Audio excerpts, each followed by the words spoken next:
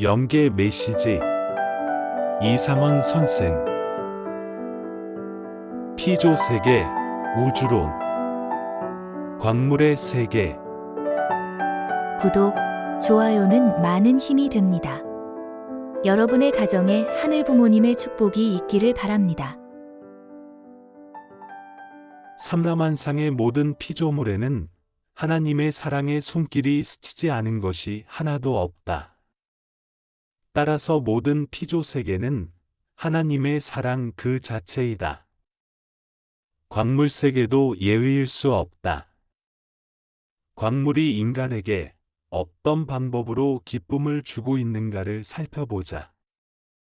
나는 지상에 살 때 돌멩이가 말하는 경우를 경험한 바 있다. 그리고 이곳 영계에 와서도 기이한 현상을 적지 않게 경험하고 있다. 이곳에 초년생으로 왔을 때의 일이다. 이 나라에는 볼 것이 너무나 많고 연구, 분석하고 싶은 자료도 너무 많아서 조금도 쉴 수가 없었다. 나는 여기저기 정신없이 돌아다니다가 이상하고 신기한 것이 발견되면 그곳에서 가만히 앉아 깊은 생각에 잠겨보기도 했고 깜빡 졸기도 했다. 그때 알 수 없는 희한한 소리가 들렸다. 내가 앉아있는 바위 밑에서 꽹과리와 징을 두드리는 소리가 들렸다. 깜짝 놀라서 깨어보니 아무것도 보이지 않았다. 나는 주위를 또 살펴보았지만 역시 아무것도 찾아볼 수 없었다. 그때 나는 갑자기 어떤 생각이 떠올랐다. 바윗돌이 내가 여기에 온 것을 환영하는구나. 그래서 나는 아이고, 이렇게 환영하면 내가 송구스럽지 않느냐. 그렇게 하지 말라고 말했다. 바윗돌은 지금까지 나에게 와서 한번 앉아준 사람이 없었고 나를 귀하게 여긴 사람도 없었습니다. 지금 처음으로 새 주인을 만났으니 정말 기쁘고 기쁩니다. 하면서 더욱 감명적인 합주를 했다. 이러한 사실을 지상인이 어떻게 이해할 수 있겠는가? 그러나 그것은 현대의학을 전공한 내과의사 이상원이 분명히 경험한 것이다. 그뿐이 아니다. 영계의 초년생 시절에 경험한 또 하나의 사실이 있다. 그 당시 나는 산, 들, 강가, 바닷가를 두루두루 다니다가 높은 산 위의 큰 바위에 이르게 되었다. 그 바위는 심하게 경사진 비탈길에 놓여 있었다. 나는 그곳을 가까이 가면 다칠 위험이 있어서 그곳을 피하여 다른 곳으로 발길을 돌렸다. 그때 갑자기 아리랑 아리랑 아라리여. 아리랑 고개를 넘어간다. 나를 버리고 가시는 님은 한 발자국도 못 가서 돌아온다. 돌아온다. 돌아옵니다. 나는 노랫가락이 들려왔다. 나는 바위 위에서 어느 누가 노래를 부르는 줄 알았다. 그러나 나는 아무도 발견할 수 없었다. 그 소리를 계속 들어보니 사람의 목소리가 아니라 노젓가락의 멜로디였다. 나는 바위 위를 하염없이 쳐다보고 있었다. 그때 하나님께서 상원아, 지금까지 바위가 너를 기다리며 목이 쉬도록 노래를 부르고 있었다. 그런데 내가 다른 방향으로 돌아가려고 하니 바위가 너무나 섭섭하여 너를 부르고 있었다. 고 하셨다. 광물은 외적 모습도 신비스럽고 아름답다.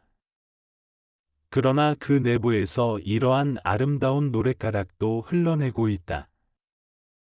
나는 이러한 사실을 경험하면서 정신을 어디에 고정시켜야 할지를 몰랐다. 그리고 냇가를 지나가니 맑은 물이 졸졸 흐르고 있었다. 물 속에서 내 님이 오시면 머리를 감아주고 손도 씻어주고 발톱까지 깨끗이 씻어드리오리다. 나는 가락이 흘러나왔다. 그리고 내가 바닷가를 지나가니 그곳에서 나를 위한 무도회가 전개되었다. 새끼고기 큰 고기가 팔딱팔딱 뛰어 오르내리기도 하고 고깃대가 모였다가 흩어지고 한다. 그것은 마치 팽이가 뱅글뱅글 도는 것 같다. 갖가지의 파도의 요정, 물결의 춤 등등 이루 헤아릴 수 없는 교태가 일어난다. 하늘에서는 향기로운 멜로디가 흘러나온다. 어떤 악기도 찾아볼 수 없는데 말이다. 아름다운 멜로디, 화려한 황혼 등등 기상천외한 현상들이 일어나고 있다. 이러한 모습을 바라보고 있으면 가슴이 벅차고 마음이 무거워진다. 참부모님께 죄송하기 때문이다. 지상에서 참부모님은 너무나 고생하시는데 이곳에서 이상원은 멋진 세계여행을 즐기면서 황홀경에 빠져 있다. 나는 아름다운 천국에서 철없는 소년처럼 청년처럼 지내고 있다. 아내도 이러한 아름다움에 도취되어 있다. 나는 이곳 연기의 아름다운 모습을 상세하게 정리하여 지상인에게 소개하는 것이 참부모님을 위하는 길이라고 생각했다. 상류층의 광물세계. 이곳의 모든 피조물들은 한결같이 참주인을 만나고 싶어 한다. 상류층의 광물들은 창조본연의 피조물이라고 할 수 있다. 하늘이나 땅이나 바다나 강에서 산이나 들판에서 바람, 물, 돌멩이 등 모든 광물은 한결같이 주인을 알바보고 환영하면서 최고의 기준을 누리고 있는 피조물이다. 여기서 주목해야 할 것은 말하지 못하는 돌멩이, 사람의 발에 밟히는 돌멩이가 누구를 통해서 말을 하며 그리고 어떻게 그 말이 인간의 귀에 들려오는가 하는 점이다. 상류층의 모든 피조물은 사랑의 하나님에게 열려 있다. 그러므로 인간이 완성하면 하나님의 자녀 입장에 서게 되면 자녀에 대한 하나님의 사랑의 기준 앞에 인간은 모든 우주의 주관주가 된다. 인간이 주관주의 위치에 놓이게 되면 여기에 소속되어 있는 모든 피조물은 주관주 앞에 공명될 수밖에 없다. 상류층의 광물은 어느 누가 시키지 않더라도 스스로 인간에게 공명되는 것이다.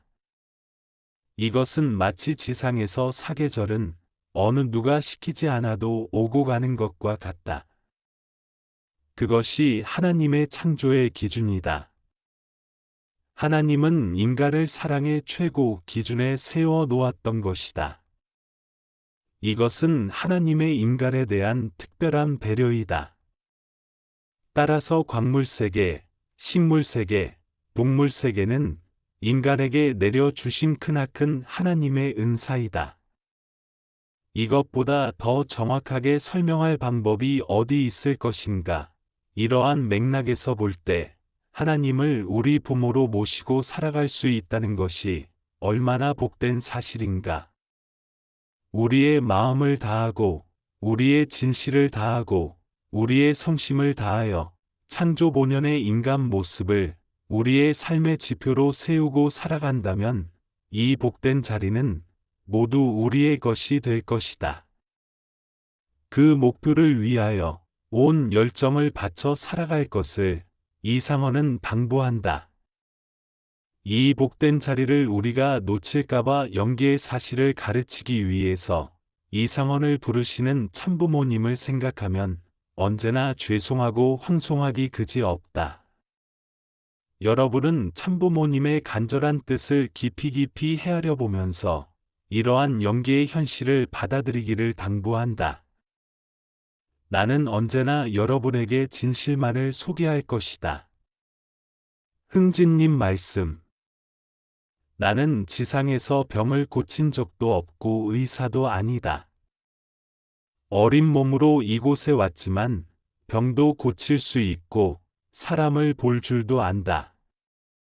피조물도 이곳에서 참주인을 알아볼 수 있는 능력을 가지고 있는데 하물며 우주의 주관주로 지음받은 인간이 하나님의 성령 가운데 무슨 일인들 못하겠는가. 중류층의 광물세계 삼라만상에 존재하는 모든 창조물은 사랑의 하나님이 인간을 위하여 지어놓은 피조물이다. 따라서 모든 피조물은 상류층에서처럼 하나님이 함께할 때 비로소 그들 자신의 본분을 다 나타낼 수 있는 것이다. 그러므로 광물 자체도 하나님과 더불어 살기를 소원하고 있는 것이다. 이곳 중류층 광물의 모습은 쉽게 말하면 지상의 그것과 비슷하다. 인간은 희로애락의 대부분을 자연을 통하여 경험할 때가 많다. 그런데 인간이 아름다운 보석, 수석 등 광물을 바라보면서 즐거워하고 그것을 갖고 싶어 할 때 인간의 욕망은 이룰 수 있을지 모르지만 만물 자체, 광물 자체가 참주인을 만나 기뻐하고 즐거워하려는 그들 욕망은 나타낼 수 없다. 그러므로 인간은 일정한 환경권에 있는 광물의 외적 모습만을 보고 만족할 수밖에 없으며 여러 종류의 광물들은 일정한 환경권에서 지음받은 모습 그 자체로 존재할 뿐이다. 그러므로 광물 세계에 있어서는 그 본질적 깊이는 나타낼 수 없는 것이다. 광물들에 있어서 눈, 코, 입 등은 보이지 않지만 그것들도 인간과 함께 하기를 원하고 있는 것이다. 우리 인간은 광물 세계에 연루된 하나님의 한도 풀어나가야 할 것이다. 하류층의 광물 세계 산도, 들도, 바다도, 굴러가는 돌멩이도 하나님과 인간이 함께할 때 빛이 나고 그들의 모습이 다듬어진다. 그러나 이곳은 인간의 삶 자체가 힘이 들고 어려움으로 광물세계도 암흑과 같다. 들판에 황폐화되어 버려진 땅과 비슷하고 산모퉁이에는 인적이 끊어진 채 앙상한 나무들로 즐비하다. 이곳에는 일정한 길이 없다. 주인은 항상 음산하고 무시무시하다. 바다에서는 금세 폭풍우가 휘몰아칠 것 같으며 산더미 같은 파도가 항상 휘몰아치고 있다. 못생긴 돌멩이들이 이리저리 굴러다녀서 사람은 걸어 다닐 수 없으며 모퉁이마다 비켜갈 수밖에 없다. 그런데 이러한 환경에서 사람이 살아야 하는가? 이곳의 사람들은 서로가 서로를 싫어한다. 그들에겐 모든 것이 귀찮다. 삶 자체가 귀찮다. 그들에겐 파도와 들판의 모습, 그 외 어느 것도 보이지 않는다. 이러한 환경에 처해 있는 광물 세계이지만 광물들은 인간을 그리워하고 주인이 나타나서 매만져 주기를 한없이 기다리고 있다. 광물 세계와 하나님의 심정. 광물 세계의 상류층, 중류층, 하류층에는 하나님이 지은 소중한 자녀들이 살고 있다. 하나님이 마음은 어느 곳에 머물 것 같은가? 병든 자식에게 아픔이 더 있고 손길이 더 간다. 이러한 심정에 관한 한 육신 부모의 심정과 하나님의 심정이 크게 다르지 않다. 주인을 기다리다가 지쳐서 성난 파도와 같이 화풀이하는 바다의 모습이나 황폐화된 넓은 들판도 주인이 나타나서 가꾸고 다듬으면 그리고 굴러다니는 바윗돌도 제자리에 옮겨 놓으면 그것들은 본연의 모습으로 나타나게 되어 있다. 이곳에 머무른 하나님의 심정을 우리는 항상 헤아려 보아야 할 것이다. 1999년 12월